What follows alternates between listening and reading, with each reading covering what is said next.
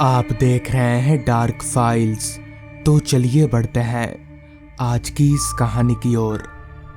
खाना पीना खाने के बाद मैं अपने दादाजी के कमरे में गया और उनसे कहा, दादाजी, आपने कहा था कुछ सालों पहले इस गांव में कुछ अजीब अजीब सी घटनाएं हो रही थी, उसके बारे में कुछ बताइए ना। जिस पर दादाजी ने कहा, अच्छा बैठो बताता हूँ। आगे दादाजी ने बताना शुरू किया। आज से 40 साल पहले इस गांव में कुछ ऐसी दहशत मची थी कि लोगों का जीना हराम हो गया था। रह रहकर लोग रहस्यमय तरीके से मरने लगे थे, मगर सभी के मरने का एक ही कारण था, उनके शरीर से सारा खून निकल जाना। डर के मारे लोग रात तो दूर दिन में भी घर से बाहर निकलने में कतराते थे। अंधेरा होने के बाद चारों तरफ सन्नाटा फैल जाता, मगर मुझे पहले पहले इन सब बातों पर जरा भी विश्वास नहीं था।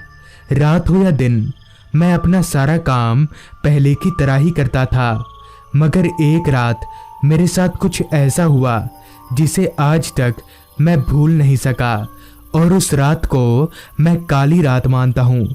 दरअसल हुआ कुछ यूं था कि एक शाम मैं काम खत्म करके खेत से घर लौट रहा था। अंधेरा हो जाने के कारण मुझे मेरे अलावा और कोई दिख नहीं रहा था। मैं टॉर्च की हल्की रोशनी के सहारे घर की तरफ आगे बढ़े जा रहा था। हमारा खेत घर से थोड़ी दूरी पर था, तो मुझे घर पहुंचने में करीब 5-7 मिनट का वक्त लगने वाला था।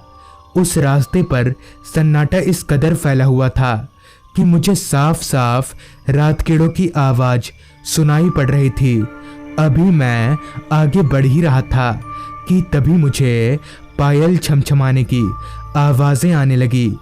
उस आवाज को सुनकर मेरे चलते पैर एकदम से रुक गए और मेरी निगाहें उस आवाज को तलाशने लगीं, मगर मुझे वहां कुछ नहीं दिखा। मैंने इसे अपने मन का वहम मानकर आगे बढ़ने लगा। अभी मैं कुछ कदम चला ही था कि तभी मुझे ऐसा महसूस होने लगा कि जैसे कोई मेरे पीछे चल रहा है, मगर इस बार मेरे मन का वहम नहीं था। मुझे साफ साफ किसी के चलने की आवाज सुनाई पड़ रही थी। मैं झट से पीछे पलटा तो मेरे होश उड़ गए। मेरे पीछे घने अंधेरे के सिवा और कुछ नहीं था, मगर ऐसा कैसे हो सकता है? मैंने अपने कानों से किसी के चलने की आवाज सुनी। अब मुझे हल्की हल्की बेचैनी महसूस होने लगी थी। मुझे अब वहां रुकना ठीक नहीं लगा और मैं तेजी से घर की तरफ आगे बढ़ने लगा। अभी मैं चल ही रहा था कि तभी रास्ते के किनारे घने झाड़ियों से आवाज आई, हरिया, आज तेरी बारी है। वो आवाज इतनी डरावनी थी कि उस आवाज को सुनकर मेरे पैर कपकपाने लगे और मेरा पूरा शरीर पसीने से लथपथ हो गया, मानो मेरी मौत मुझे पुकार रही हो। अब मुझे पता चल गया था कि गांव वालों की बात ना मानकर मैंने कितनी बड़ी मुसीबत मोल ली है।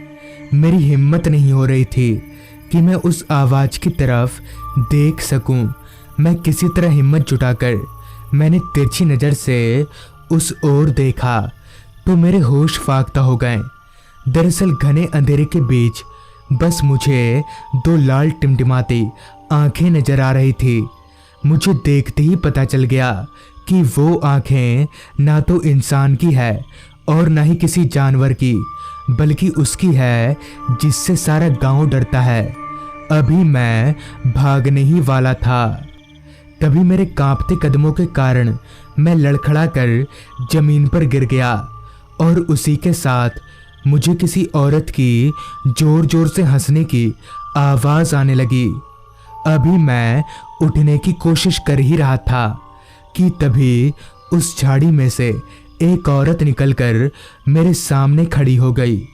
मैंने अपनी नज़रों को उठाकर उस औरत की तरफ देखा तो मेरा कांपता शरीर और जोर जोर से कांपने लगा। मेरे दिल की धड़कनें इतनी तेज दौड़ रही थीं कि उसकी आवाज़ मैं साफ साफ सुन पा रहा था। दरअसल उस औरत का चेहरा मौत से भी ज़्यादा डरावना था और उसके मुंह से खून टपक रहा था और वो औरत जमीन पर खड़े ना होकर हवा में खड़ी थी।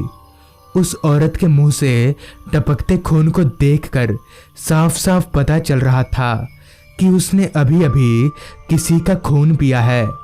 अब मुझे समझ नहीं आ रहा था कि मैं करूँ तो करूँ क्या, कि तभी उस औरत ने एकदम से मेरा गला पकड़ लिया और एक भारी सी आवाज में कहा, आज आज तेरा खून पीऊंगी। और इतना बोलकर उस औरत ने मुझे घसीटते हुए जंगलों के अंदर ले जाने लगी। मैं अपनी जान बचाने के लिए काफ़ी ज़ोर ज़ोर से चिल्लाए जा रहा था, मगर मुझे पता था कि मेरे चिल्लाने का शायद कोई फ़ायदा नहीं होने वाला है, क्योंकि मेरी आवाज़ गांव तक नहीं पहुंच पाएगी। मगर फिर भी मैं चिल्लाता रहा। घसीटते हुए वो चुड़ैल मुझे नदी के किनारे ले आई, जहां काफ़ी सारे खून फैला हुआ था। अभी वो औरत मुझे मारने ही वाली थी कि तभी मेरे ऊपर किसी ने भभूत छींटा, जिससे उस चुड़ैल ने मुझे एकदम से छोड़ दिया और हवा में धुआं हो गई। मैंने उठकर जब पीछे देखा तो ठीक मेरे पीछे एक अघोड़ी बाबा खड़े थे। बाबा को देखकर मेरी जान में जान आ गई। मैं भागकर बाबा के पास गया, जिस पर बाबा ने कहा, बेटा तुम इतनी रात को यहाँ क्या कर रहे हो? तुम्हारा घर कहाँ है? जिस पर मैंने कहा, बाबा मेरा घर इसी गांव में है।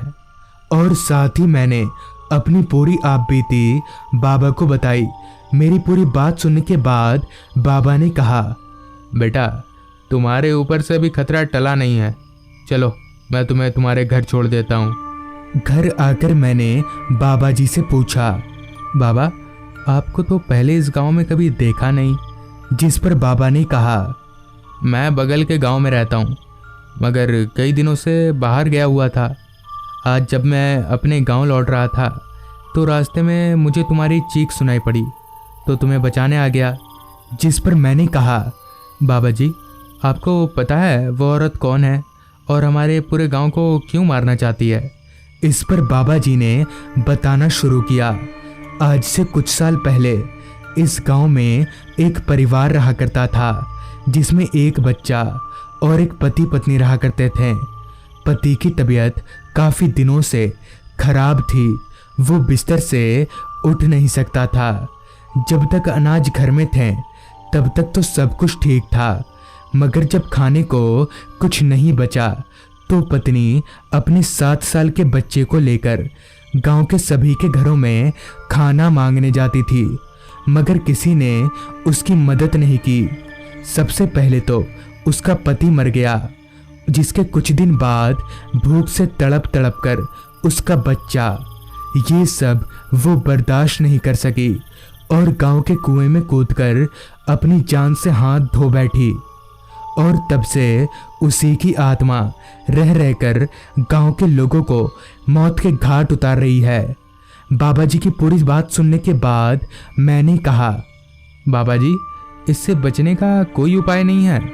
इस पर बाबा जी ने कहा, एक उपाय है। जब वो औरत कुएं में कूदी थी तो सुबह गांव वाले ने उसकी लाश को ना निकालकर कुएं को वैसे ही ऊपर से बंद कर दिया। हमें कुएं को खोलकर उसमें से उसकी बची कुची हड्डियों को निकालना होगा और उसका अच्छी तरह से अंतिम संस्कार करना होगा, तब जाकर उसकी आत्मा को मुक्ति मिलेगी। ये काम तुम्हारे अकेले से नहीं होगा, पूरे गांव वालों को मिलकर करना होगा। उस रात तो हमने किसी तरह से पार किया, मगर सुबह होते ही सारे गांव वालों को इकट्ठा करके पूरी बात बताई, जिसके बाद हमने मिलकर उस कुएं को खोला तो उसमें काफ़ी कम पानी था, मगर पूरा पानी काला पड़ चुका था। सारे पानी को खाली करने के बाद हमें कुछ हड्डियां दिखीं, जिसे निकालकर हम सीधे शमशान चले गए और काफ़ी अच्छे से उन हड्डियों का अंतिम संस्कार किया। फिर जाकर हमारे गांव पर से वो खतरा टला और हमारा गांव फिर से ठीक हो गया। पूरी कहानी बताने के बाद दादाजी ने कहा, काफ़ी रात हो गई है, जाओ सो जाओ। दादाजी की कहानी सुनने के बाद पूरी रात मुझे नींद नहीं आई। तो दोस्तों, ये थी आज की कहानी। अगर आपके पास भी ऐसी ही कोई कहानियां हैं तो हमारे साथ ज़रूर शेयर करें। तो मैं आर्यन जल्द ही मिलूंगा आपसे ऐसी ही एक कहानी के साथ।